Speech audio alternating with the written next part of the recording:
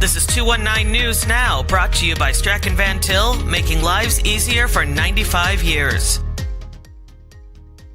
I'm Andrew Garcia, and this is your 219 News Now. Kyron Hawthorne was sentenced to nearly 6 years in prison and 2 years of supervised release for possessing a firearm as a previously convicted felon.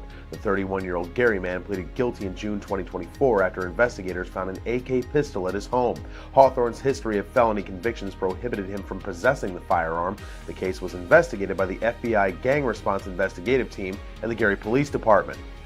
Students and staff at McCullough Academy returned to their school on Tuesday, nearly 3 weeks after a tornado damaged the roof of the building and forced them to temporarily relocate to the Gary Area Career Center. It's like we didn't even miss a beat, Principal Charmaine McKinley said, but it's just exciting to see the kids back in the building and back to a normal routine.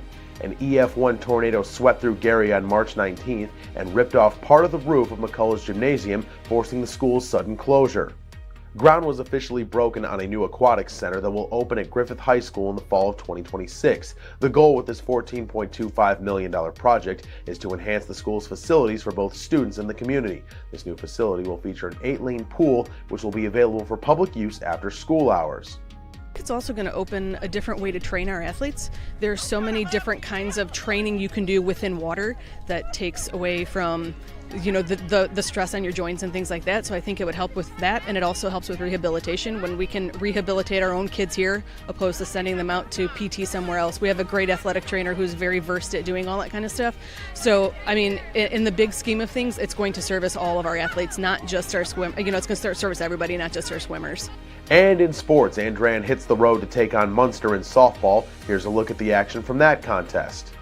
Munster is looking to get back on the winning track. The Mustangs have dropped 2 of their last 3 as they welcome in NCC foe Andrean, and the visitors come out swinging. A runner on for Aubrey Grasha, who loops one into left field for a base hit. That scores Micah Snyder. Andrean draws first blood. The 59ers lead by 2 in the third, and Munster goes to work. Kaylee O'Connell rips one into left field. Andrean has no play on it as it skips by. In comes Brooklyn Kuna. Right behind her is Maya Almager with the tying run. On her heels is Olivia Andreessen, who ends up being sent back to third base. But no matter, the Mustangs have tied it up at 2s. The Niners retake the lead in the 5th, and Munster still won't quit. Cece Mason drills an absolute moonshot over the fence in center field. A 1-run deficit has all of a sudden turned into a 5-3 lead for the home team. The Niners refuse to go quietly though. Top 6, Danny Poskin gets the well-placed bunt down. Sprinting in and diving for home is Maggie Valova. Andrean is within a run. Fast forward to the 7th, the 59ers are down to their final out. Valova comes through again, sending one to the middle of the diamond that's too hot to handle. That plays JC Alba and a hustling Maddie McCoy. We are deadlocked at 6. This one needs extras, and in the 8th inning, the Mustangs break through. Mason takes ball 4 with the bags packed, and that forces in Almager with the winning run. Munster goes home happy on a walk-off walk. 7-6 is the final score.